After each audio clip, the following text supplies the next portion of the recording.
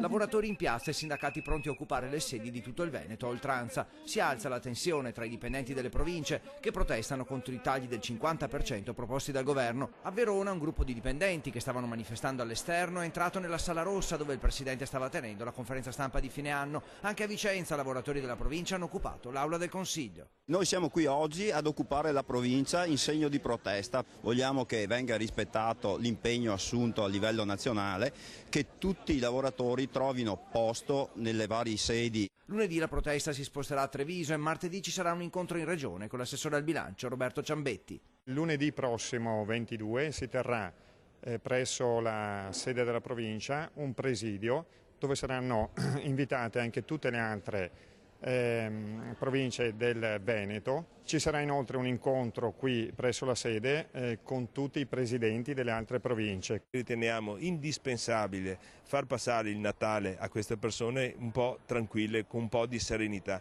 Il problema che sta affrontando il governo Renzi in questo momento non si può prendere delle decisioni lasciando nell'astrico o nella paura delle famiglie. I numeri anche nel Veneto sono pesanti, arrivano al migliaio di posti a rischio. In particolare sono 283 gli esuberi a Treviso, circa 200 a Padova, Verona e Vicenza, 150 a Venezia e Rovigo, 126 a Belluno, dove il timore è che venga danneggiato il territorio montano. La perdita della provincia non è la perdita dell'amministrazione provinciale, pur con il problema dei posti di lavoro delle famiglie che ci vivono dietro, però qui ci stanno cancellando come bellunesi.